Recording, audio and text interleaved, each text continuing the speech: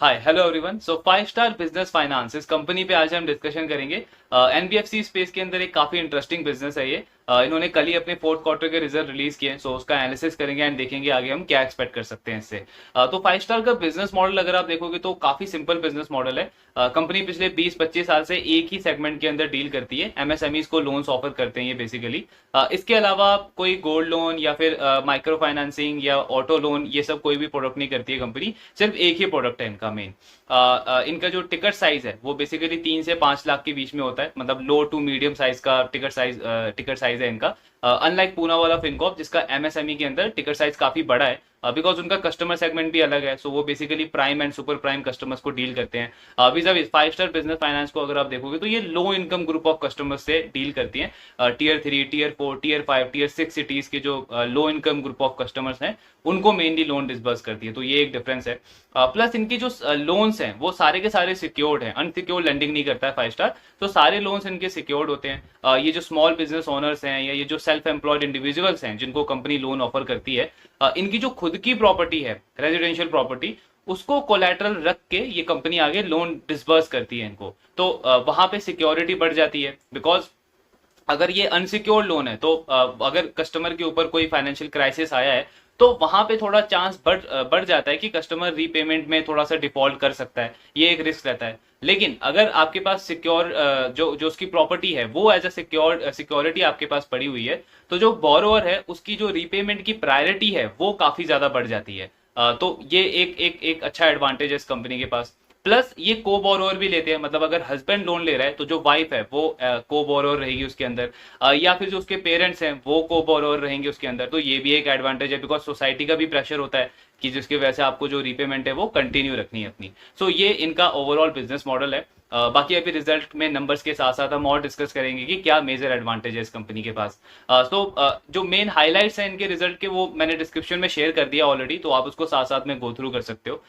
इनका जो loan book है वो अराउंड 39% से ग्रो हुआ है compare to last year. Around 9,500 crore के आसपास का लोन बुक है इनका टोटल, मतलब साइज काफी छोटा है तो स्कोप ऑफ ग्रोथ भी काफी बड़ी है कंपनी के पास। तो ग्रोथ कितनी आई है 39% के आसपास। देन अगर हम क्वार्टरली ग्रोथ देखते हैं तो वो 8% के आसपास आई है। मतलब क्वार्टरली ग्रोथ क्यों इंपॉर्टेंट हो जाता है, बिकॉज बिजनेस को अगर ये 30-40% की ग्रोथ सस्टेन रखनी है आगे चल के, तो उसके लिए उनको क्वार्टरली 8-10% से ग्रो करते रहना पड़ेगा। उस पैरामीटर पे भी कंपनी अच्छी ग्रोथ कर रही है। देन अगर हम इनके मार्जिन देखते हैं, निम। यूजुअली जब भी हम सुनते हैं कि सिक्योर्ड लोन देता है कंपनी, जो लेंडर है वो सिक्योर्ड लोन देता है, तो हमारे माइंड में क्या आता है कि इनके मार्जिन जो है वो कम होंगे, बिकॉज सिक्योर्ड लेंडिंग में आप कम इंटरेस्ट रेट चार्ज करते हो कस्टमर्स को। बट यहाँ पे अगर आप 5 स्टार का मार्जिन देखोगे तो वो 17.19% के मार्जिन है इनके। निम जो है इनका वो 17% का है। तो ये निम बहुत ज्यादा हाई है, बिकॉज मार्केट में बहुत सारे ऐसे अनसिक्योर्ड लेंडर्स हैं, जैसे अगर हम माइक्रो फाइनेंसिंग में देखें तो क्रेडिट एक्सेस ग्रामीण है जो माइक्रो फाइनेंसिंग करता है, अनसिक्योर्ड लोन देता है, बट स्टिल उसका मार्जिन भी कितना है 12-13-14%। सिमिलरली आप अरमान फाइनेंशियल को देखोगे तो उसका भी मार्जिन जो है वो इसी रेंज में है 12-13-14%। जबकि वो दोनों जो है वो अनसिक्योर्ड लेंडिंग में है। तो ये कंपनी सिक्योर लेंडिंग में करके भी इनका जो मार्जिन है वो काफी ज्यादा अच्छा है, 17% के आसपास का मार्जिन है। बेसिकली दो रीजन लगते हैं मुझे इसके पर्सनली। पहला तो इनका जो मॉडल है वो काफी ज्यादा नीश है, मतलब कंपनी सिर्फ एक ही प्रोडक्ट कर रही है पिछले 25-30 साल से। तो इनको साइकिल्स का काफी ज्यादा अच्छा एक्सपीरियंस है कि मैक्रो लेवल पे जो चीजें हो रही हैं उसका इनके टारगेट कस्टमर्स के ऊपर किस तरीके का इंपैक्ट पड़ेगा। तो मॉनिटरिंग काफी अच्छी रहती है, ये एक एडवांटेज देता है इस कंपनी को। बिकॉज अगर आप इनका ट्रैक रिकॉर्ड देखोगे, पिछले 8-9 साल का ट्रैक रिकॉर्ड अगर आप देखोगे, तो जितने भी क्राइसिस हुए हैं, चाहे जीएसटी हो या डीमोनेटाइजेशन हो या कोविड हो, जितने भी ये बड़े बड़े क्राइसिस हुए हैं, उस ड्यूरेशन में भी इस कंपनी का जो ग्रॉस एनपीए है वो कभी भी 2.5% भी टच नहीं गया, मतलब 2.5% तक भी इनका कभी ग्रॉस एनपीए नहीं गया है। कंपनी ने एसेट क्वालिटी को काफी अच्छे से मेंटेन करके रखा है। ट्रैक रिकॉर्ड बहुत एक्सेलेंट है इस कंपनी का अपनी एसेट क्वालिटी को लेकर के। ये शो करता है कि कंपनी की मॉनिटरिंग ट्रैकिंग काफी अच्छी है। प्लस दूसरा एडवांटेज क्या है इनको कि इनका जो कॉस्ट ऑफ बोरोइंग है, पिछले 2-2.5 साल में हमने देखा है कि आरबीआई ने ऑलमोस्ट 2.5% से इंटरेस्ट रेट बढ़ाए हैं। बट इस ड्यूरेशन में इस कंपनी का जो कॉस्ट ऑफ बोरोइंग है वो 11.5-12% से कम होकर के ऑलमोस्ट 9.7% पे आ गया है। तो जबकि हमने बाकी बैंक या एनबीएफसी पे इसका क्या इंपैक्ट देखा कि उनकी कॉस्ट ऑफ फंड बढ़ गई, उनकी कॉस्ट ऑफ बोरोइंग बढ़ गई, उनके मार्जिन कंप्रेस हुए।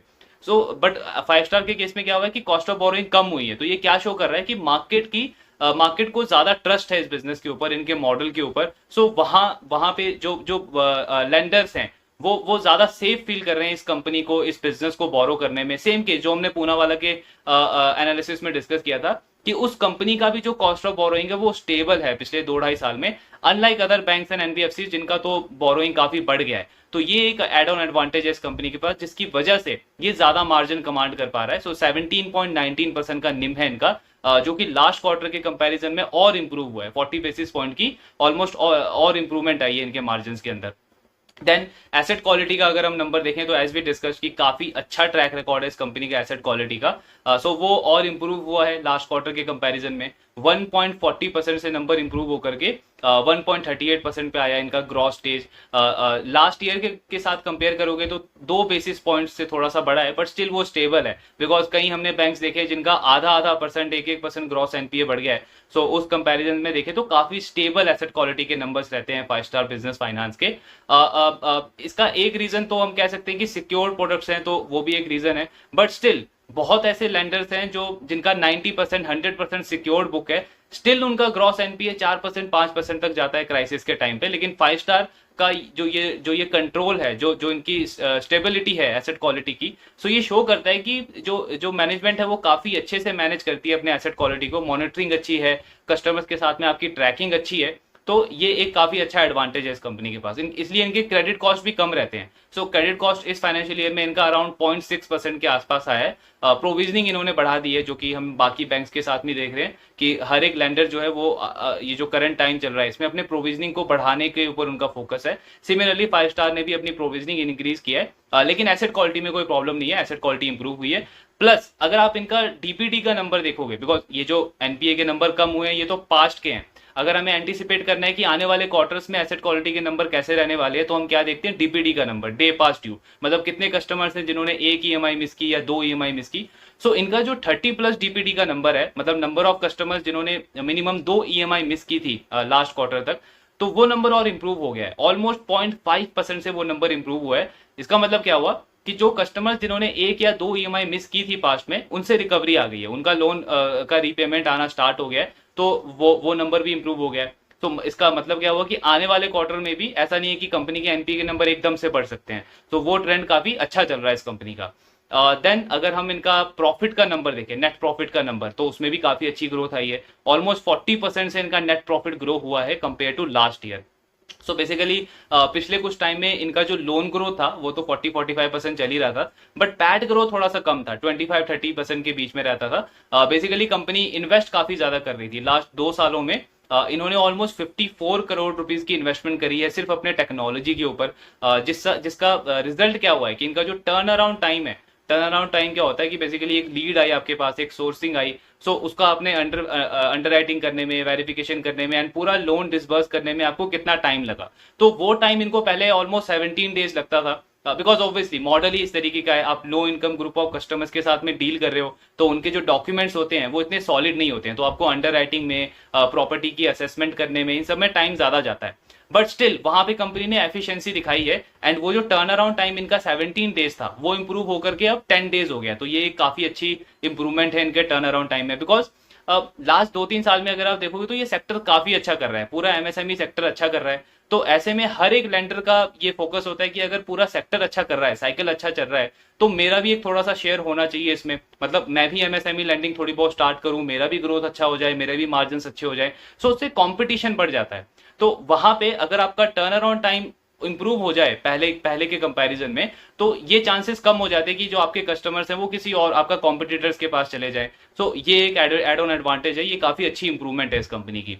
सेकंड थिंग, दूसरा क्या टेक्नोलॉजी से हुआ है कि इनकी जो कैशलेस कलेक्शंस हैं वो बढ़ गए हैं, मतलब कंपनी डिजिटली पेमेंट अब ज्यादा कलेक्ट कर रही है। सो पहले ये 42% जो इनके जो कलेक्शन होते थे वो कैशलेस होते थे, अब वो 53% हो गया है, एंड ये सिर्फ 3 क्वार्टर के अंदर हुआ है, Q1 ऑफ FY24 से लेकर के Q4 ऑफ FY24 में ये नंबर 42% से इंप्रूव होकर के 53% हुआ है। ये भी एक बहुत इंपॉर्टेंट नंबर है, बिकॉज इसका मतलब क्या है कि पहले आपके एम्प्लॉयज ज्यादा जा रहे थे ग्राउंड लेवल पे, कस्टमर्स को वो ट्रैक कर रहे हैं, देन उनसे पेमेंट कलेक्ट कर रहे हैं, सो इन सब में टाइम भी ज्यादा जा रहा है, प्लस आपको उन एम्प्लॉयज को सैलरी भी ज्यादा देनी पड़ रही है, एक एक्स्ट्रा कॉस्ट है। देन इस मॉडल में ऐसा भी होता है कि अगर एक एम्प्लॉय अपने टारगेट वाले लेवल का कलेक्शन करके लाता है तो आपको उसको थोड़ा इंसेंटिव भी देना पड़ता है, तो वो भी एक एक्स्ट्रा कॉस्ट होती है।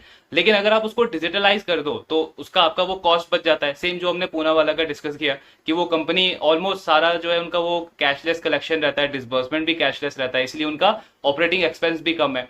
सो ये दो बहुत अच्छी इंप्रूवमेंट करी है कंपनी ने, एंड इनका कहना है कि आने वाले क्वार्टर्स में जो हमारा कैशलेस कलेक्शन का नंबर है ये और ज्यादा इंप्रूव होगा। सो इसका मतलब क्या हुआ कि इनकी कॉस्ट और कम हो सकती है, मतलब ऑपरेटिंग लेवरेज आने वाले क्वार्टर्स में और बढ़ सकता है इनका। तो ये इन्होंने इन्वेस्टमेंट करी है। प्लस नंबर ऑफ ब्रांचेस अगर आप देखोगे कंपनी के तो बहुत बहुत रैपिडली एक्सपैंड कर रही है कंपनी। ऑलमोस्ट 147 नए ब्रांचेस इन्होंने ऐड किए हैं इस पूरे फाइनेंशियल ईयर में, जिससे इनका जो टोटल ब्रांच है वो 520 हो गया है। मतलब ऑलमोस्ट 39-40% से अपनी प्रेजेंस को एक्सपैंड कर रही है। तो ये भी एक बहुत इंपॉर्टेंट रीजन है जिसकी वजह से इनकी ग्रोथ लगातार 35-40% के आसपास आ रही है। एंड उस पर कंपनी का कंटिन्यू एक्सपेंशन है। अगेन आई मीन इस क्वार्टर में भी इन्होंने लगभग 20-25% से अपना एक्सपेंशन रेट बढ़ाया है। सो उस पर इनका क्लियर फोकस है। इनका 94% जो एयूएम है, जो लोन बुक है, वो साउथ स्टेट से आता है, और जो 6% जो लोन बुक है वो इनके बाकी जो स्टेट्स हैं जैसे एमपी, छत्तीसगढ़ में इन्होंने थोड़े बहुत ब्रांचेस ओपन किए हैं, सो वहां से आता है। साउथ में इनका तेलंगाना में, कर्नाटका में, आंध्रा में, तमिलनाडु में, इन स्टेट्स में काफी ज्यादा प्रेजेंस है। एंड मैनेजमेंट का कहना है कि अगले कुछ सालों में ये जो मिक्स है हमारा ये कंटिन्यू रहेगा। मतलब ऐसा नहीं है कि 94% का जो एयूएम है हमारा साउथ में, वो आप देखोगे कि 1-1.5 साल के अंदर हमारा 85% हो जाएगा। बिकॉज हमारा फोकस क्या है कि जिन स्टेट्स में हमारी अभी प्रेजेंस है उसको हम और ज्यादा डीपली पेनेट्रेट करें, वहां पे और ज्यादा मार्केट शेयर गेन करें, मतलब एक और अच्छा खासा कॉम्पिटिटिव एडवांटेज बिल्ड करें, देन हम बाकी स्टेट्स में, बाकी रीजन्स में एक्सपैंड करें। सो अभी अगले 1-2 साल तक आपको ये नंबर ऐसा ही देखने को मिलेगा। मतलब ये जो मिक्स है इनका एयूएम का वो बहुत ज्यादा चेंज नहीं होने वाला। सो उस पर फोकस है कंपनी का। तो बाकी आरओई का नंबर, ये बहुत इंपॉर्टेंट नंबर है, बिकॉज 5 स्टार का आरओई का नंबर जो था वो काफी एवरेज था कुछ टाइम पहले तक। 13-14-15% के बीच में इनके आरओई के नंबर रहते थे, बिकॉज कोविड का भी एक क्राइसिस था। सो वहां पे हमने मोस्टली लैंडर्स को देखा था कि वो क्या कर रहे थे, अपना कैपिटल एडिकेसी रेशियो बढ़ा रहे थे। सो इनका भी जो कैपिटल एडिकेसी रेशियो था वो 60-65% तक था कुछ टाइम तक। तो इतना ज्यादा कैपिटल अगर आपके बैलेंस शीट पे आइडल पड़ा रहेगा तो वो ऑब्वियसली आपके आरओई को ड्रैग करता है। बस बट बिकॉज वहां पे अनसर्टेनिटी ज्यादा थी, क्लियर नहीं था कि आगे चल के कितने एनपीए के नंबर्स बढ़ सकते हैं, तो इसलिए हर एक लैंडर इस तरीके की प्रैक्टिस कर रहा था। बट जैसे आपको क्लैरिटी आई, फ्रेश एनपीए के नंबर आने कम हो गए, एसेट क्वालिटी अच्छी हुई, स्टेबिलिटी हुई, तो वहां पे इन्होंने क्या गाइडेंस दिया कि हम अपना आरओई का जो नंबर है उसको 14-15% से इंप्रूव करके 20% तक लेके जाना चाहते हैं अगले कुछ साल के अंदर। एंड वहां से अगर आप इस बिजनेस को ट्रैक करोगे, लास्ट 4-5 क्वार्टर्स का अगर आप इनका डेटा देखोगे आरओई का पर्टिकुलरली, तो इनका आरओई नंबर 14% से इंप्रूव होकर के 16%, 17%, 18% एंड अब ऑलमोस्ट 19% टच कर रहा है। तो अगर ये ट्रेंड कंटिन्यू रहा तो मोस्ट प्रोबेबली अगले 1-2 क्वार्टर के अंदर, 3 क्वार्टर के अंदर इनका जो आरओई नंबर है वो 20% टच करने लगेगा। मतलब जो इनकी गाइडेंस थी उससे पहले ही वो नंबर अचीव करने लगेंगे। सो ये एक बहुत अच्छी री रेटिंग हुई है, एक अच्छी इंप्रूवमेंट हुई है इनके आरओई के अंदर। बिकॉज कभी भी मार्केट में एक बिजनेस जो है उसका आरओई अगर 20% है, 18% है, वीजावीज एक दूसरा बिजनेस है जिसका आरओई एवरेज है 8-10% के आसपास है, तो उसको हमेशा एडवांटेज रहेगा। वो एट विल मार्केट से कैपिटल रेज कर सकता है, बिकॉज ऑब्वियसली जो इन्वेस्टर्स हैं, शेयर होल्डर्स हैं, वो ऐसे ही बिजनेस में इन्वेस्ट करना चाहेंगे जिसकी जो रिटर्न है वो एटलीस्ट 18-20% के आसपास रहे। तो आरओई नंबर हाई होना एक लेंडर के लिए पर्टिकुलरली बहुत ज्यादा इंपॉर्टेंट हो जाता है, किसी भी बिजनेस के लिए इंपॉर्टेंट होता है। तो वहां पे बहुत अच्छी इंप्रूवमेंट दिखाई है कंपनी ने, एंड ये इनका जो ट्रेंड है ये कंटिन्यू रहना चाहिए आने वाले क्वार्टर्स में भी। सो ये एक एडवांटेज है। प्लस ग्रोथ तो काफी अच्छी है ही। कंपनी ने इस फाइनेंशियल ईयर के स्टार्टिंग में 30% का ग्रोथ टारगेट दिया था, जिसको इन्होंने 1-2 क्वार्टर बाद बढ़ा करके 35% दिया। एंड इवेंचुअली अगर आप देखोगे तो इन्होंने 39% से, पूरे FY24 के अंदर 39% से अपने लोन बुक को ग्रो किया है। तो ग्रोथ अच्छी है, एसेट क्वालिटी स्टेबल है, आउटलुक बहुत स्ट्रांग है, बिकॉज ज्यादा कंपटीशन है नहीं इस सेगमेंट के अंदर, एक इनकी नीश बिल्डअप है इसके अंदर, आरओई का नंबर बहुत अच्छे से इंप्रूव हुआ है। सो ओवरऑल काफी अच्छे फेस में है बिजनेस। स्टॉक भी अगर आप देखोगे तो ये प्रीमियम वैल्यूएशन पे ही ट्रेड करता है, 4.2-4.3 के आसपास का प्राइस टू बुक रहता है स्टॉक का।